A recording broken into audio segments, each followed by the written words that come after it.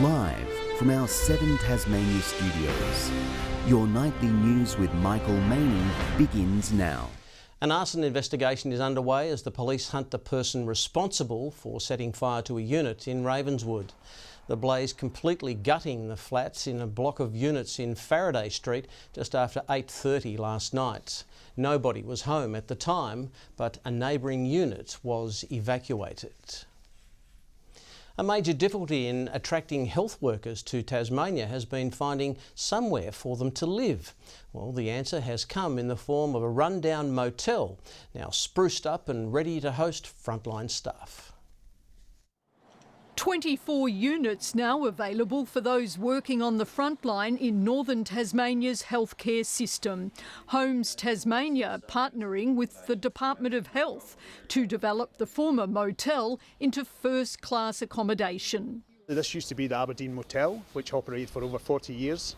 Then it became run down. The site actually closed and it was purchased by a developer. A developer then completely gutted it internally. Comprising 20 two-bedroom apartments and 4 one-bedroom suites, the transformation is aesthetically pleasing and comfortable. But more importantly, it's providing a crucial role in accommodating a workforce Tasmania needs. By being able to jump in and take this property out of the short-term market, bring it into key worker accommodation, we're then able to free up long-term rentals in other parts of Launceston. The state government says by providing housing and accommodation options for key health workers will enable it to attract and retain professional nursing staff at the LGH. The units will enable the government to continue its recruitment drive to bolster the healthcare network. It is good quality, comfortable accommodation. This is the sort of accommodation that our healthcare workers deserve. They're awesome. The refurbishment project, costing $8.5 million, was overseen by Homes Tasmania. Melinda Ogden, 7 Tasmania News.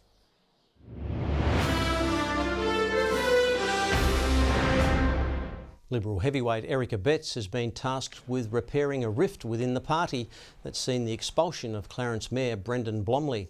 Senior Liberal members are calling for the party chair to be booted over the handling of the saga as tensions grow, although Liberal ministers wouldn't be drawn on the matter today.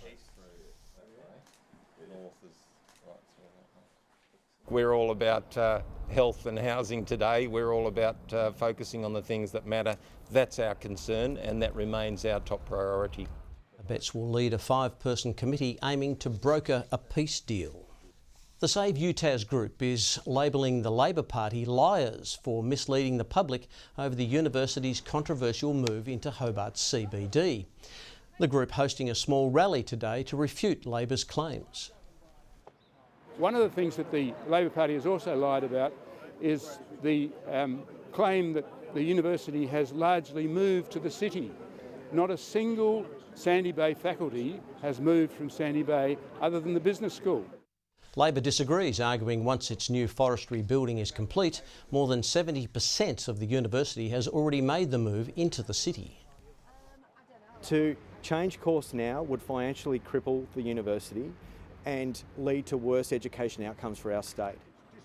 The move will be high on the agenda when Parliament returns in the coming week. Communities across the state have rolled up their sleeves greening up suburbs with thousands of trees as part of a national initiative. It's Australia's largest tree planting event, making a positive difference to our local environment and those that call it home. These locals along South Hobart's Rivulet aren't afraid to get their hands dirty. I think we're planting about 900 trees here today, and last year we planted probably the same amount on the other side of the rivulet, so year on year it adds up. Planting enthusiasts big and small busy putting their green thumbs to work as part of National Tree Day. So today we're putting in a variety of plants. So there's the taller growing blackwoods and the silver wattles, which form a nice canopy over the top. And then we've got some understory plants as well. The new native trees playing an important role in the health of the area. They provide firstly shade along the rivulet so that there's not so much algae growing up. They hold the soil along the riverbanks. while improving the homes of some furry friends. And one of the best things is the platypus in the rivulet. Occasionally you see them. It's wonderful. And it's not just those in Hobart making a difference. In Georgetown, in the state's north, an old tip site is getting a makeover, with more than 3,800 trees and shrubs being planted in the area. Essentially, it's capping off an area that used to be basically a wasteland. So we're re-greening this space. Making a difference, one tree at a time. We're actually going to make it more beautiful. It will help keep the air clean. It'll help create habitat. Tassie is known for being such a clean green state, so the more trees we put in, I think the better it is. Lily Thompson, 7 Tasmanian News.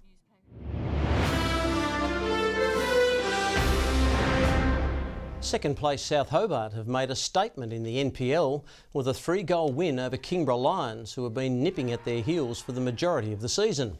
Young gun Rex Maddox kicking off his career with this goal that cemented the win. Rex is a great prospect. We wanted to give him minutes, and we know what he's got in the locker as well, and tonight he produced, so very happy with that. While it was clean sweeps across the rest of the league, with the Knights beating Launceston by 7 goals and the Strikers proving too strong for the Zebras, winning 6-0. Good evening. Today, Hobart 9 degrees, Launceston 11, Devonport the state's high with 13 and 12 for Burnie. 12 also for the Islands and Low Head, 11 for Smithton, St Helens and Ouse. Maria Island 10, 9 for Strawn, Grove 8 and only a single degree for our 2 residents at Lyweenie. We experienced scattered low-level cloud about most of southern areas today. Scattered low-level cloud was also visible about the southeast of the country, associated with a cold air mass. Tomorrow, a ridge of high pressure extends over the majority of the country. Southwesterly winds 10 to 20 knots, reaching up to 30 knots about the northeast, with west to southwesterly swells building up to 2 metres. We have a strong wind warning for coastal waters between east of Flinders Island to Wineglass Bay tomorrow. There is also a road weather alert for many parts of the state tomorrow morning, with icy roads making driving conditions dangerous. Partly cloudy conditions for Hobart tomorrow, 11, a morning frost for Dover, 11 also, and 10 the high for Ouse. Frosts continue in the north, followed by sunny skies with 11 for Launceston, Devonport and also for Scottsdale. A fresh and frosty start to Burnie, 10, much the same in Strawn, 11, partly cloudy in Stanley, 11's the top there. Partial cloud for St Helens and Swansea, -5 overnight for Ross, warming to just 10 degrees. Tuesday, fine apart from possible light showers about the west following a morning inland frost. Wednesday, mostly fine after further inland frost and valley fog. And another frost for Thursday with light showers about parts of the west and the east. Looking north now to capital cities for Monday. A couple of showers for Sydney, 16, fine in Adelaide, 15, a little warmer in Brisbane with 21 degrees. Mostly clear skies this evening, Michael. Hobart 5 degrees, Launceston 6 and Devonport 7. Now those icy conditions do continue, Michael, but we only have 5 more weeks until spring arrives. Thanks for joining us. Good night.